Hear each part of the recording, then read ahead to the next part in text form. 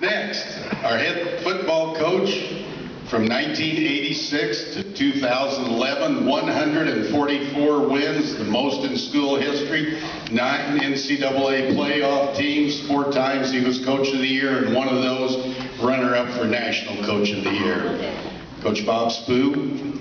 And here is his presenter, was his twice served as an assistant and associate head coach under Bob. He's now on the staff at Bowling Green, Coach Wittke.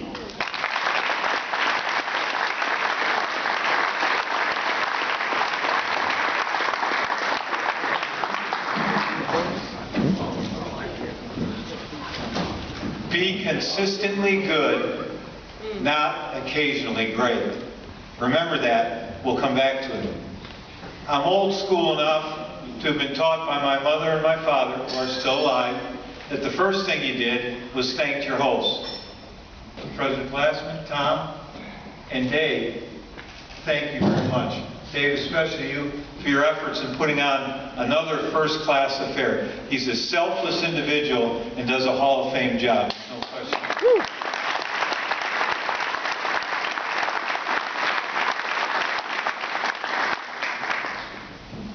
Dave sent us a letter, the presenters, and said you had exactly between 3 and 4 minutes. I've timed every presenter before I got up here, and I figure I'm about 4 minutes ahead. So settle in. I'm not finishing until I've said what we need to say about Coach Spoo, because I know he won't say it about himself. Not only that, but I know that you guys, if you guys are really Coach Spoo players, you've got the beer on ice, so it'll stay. Not only that, but some of you guys, based upon the way you look, don't need the rush out there. I will say this. There are far more offensive linemen who now look like wide receivers and quarterbacks, and there are several running backs, I won't mention any names, quarterbacks, that look kickers, that look a little bit more like offensive linemen.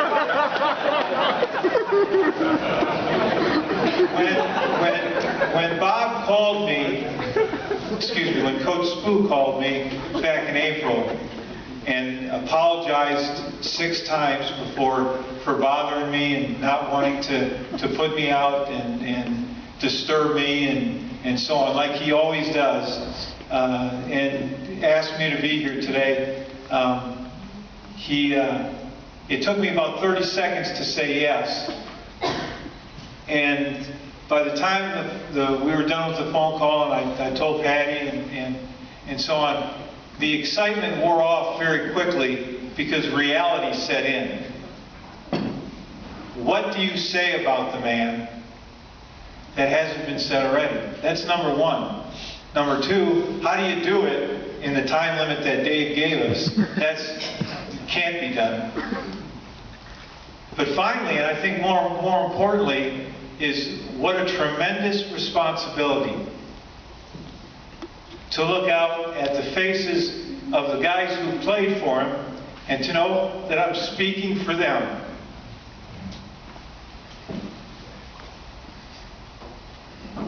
What do you think when you think of Coach Bob Spoo?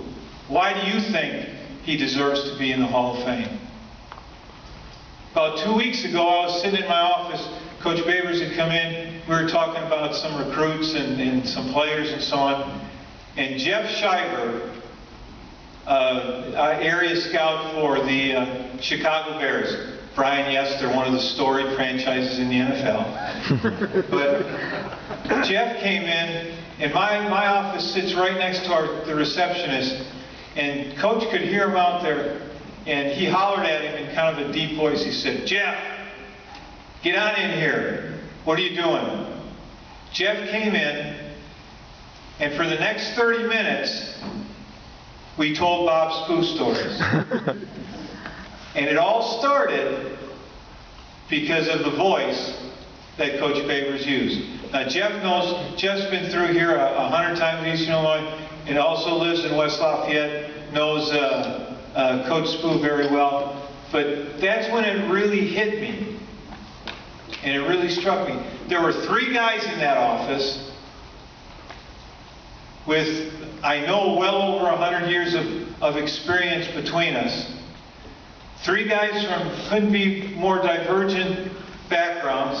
Coach Spoo or Coach Babers from the West Coast, Jeff from Indiana and working for an NFL franchise, and me, just a poor broken down guy trying to earn a living. And yet the common thread was Bob Spoo.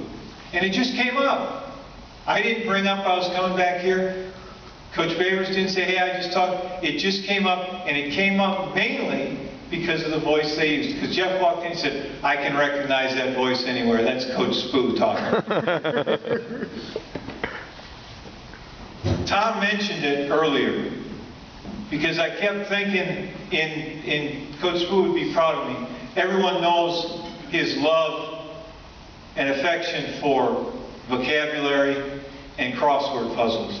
So I kept thinking, I've got to be able to come up with a word that can describe Coach and what he means to all of us here today. And it's nothing fancy, but Tom mentioned it, it's the word influence. The capacity to affect the character, development, and behavior of someone or something, and that's him. I've always been on the offensive side of the ball, and I get accused, especially by John, of being a numbers guy. All of us on the offensive side, we're always concerned about numbers. Well, I do have some numbers, and I do have some things that we can say about Coach that may have not been said before. 25 years. During that time, somewhere near 1,000 players walked through those doors and played under the mentorship of Coach Spoo. Well over 100 different individuals worked on his staff. Now, it's easy to pick out a couple of those guys. You watched one on Sunday night the other day, and the other guy was a judge's decision away from being a starter himself. But Jimmy and Tony are not the end all. Did you know that there was a guy by the name of John Moyer that had his jersey retired by the Chicago Rush in the Arena League, and at the time of his retirement was the all-time leader in sacks in the Arena League. Chris Zarka, who played fullback for some of these guys here, is in the Canadian Football Hall of Fame.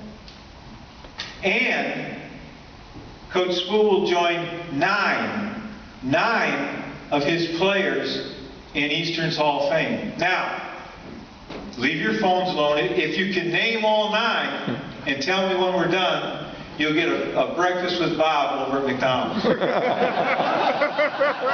you can't Google it. I won't let you do it. You got to know it. It doesn't end there.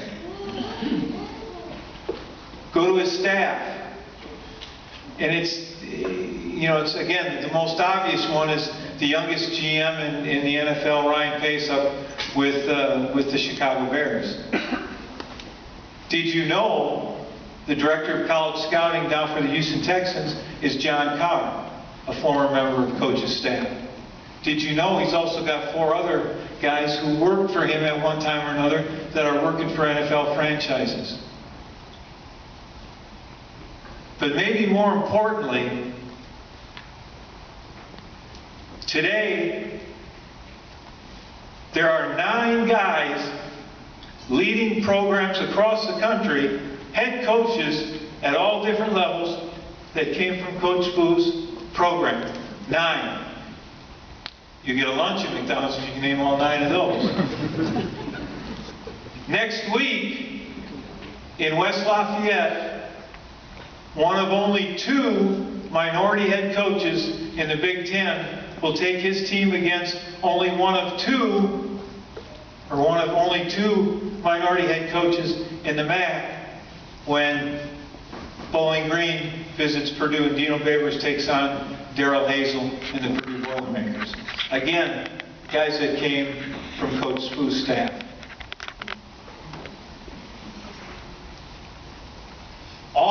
these individuals were influenced by the time with Coach. And I know, as I look out there today, there's a number of you individuals that would say the exact same thing. We got into a discussion last night, debate, and it went out here in the hallway with some of the players. Which of Coach Spoo's teams were the best? I'll leave my vote for the end, but the 2001 team came up, team that capped off what I think to be one of the greatest years in Eastern Illinois University athletic history, when Coach Samuels took his team and they had the miracle in Nashville. Jimmy came through in the spring and they went 19-1 in league play, and then Coach went 9-1, but we got beat right out here in O'Brien Stadium by Northern Iowa. And I still believe to this day that team may have gone a lot farther had we not had the terrible tragedy at 9/11 that changed the way the playoff seedings went, and we got stuck playing with against Northern Iowa, who was, I think, ranked 5th, and we were ranked 4th in the country, even though we got to play at home. But there was another team that came up, and there's a number of you guys here. It's a team that's being honored today.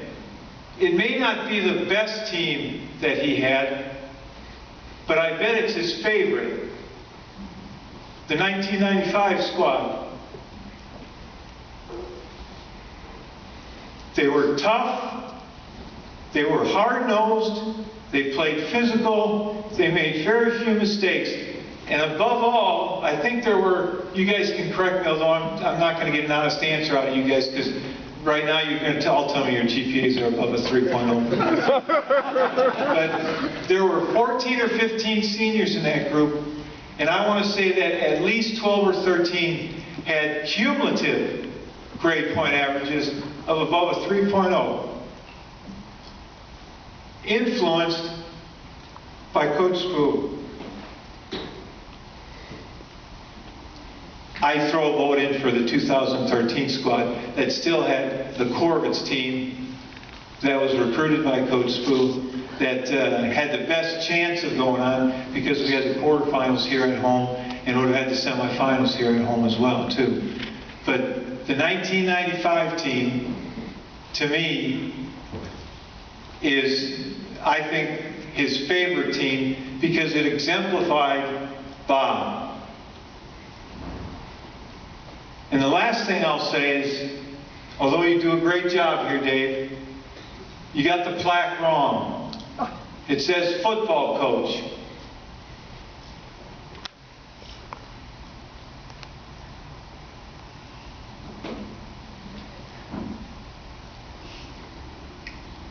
He's a Hall of Fame man, Hall of Fame husband, and a Hall of Fame father.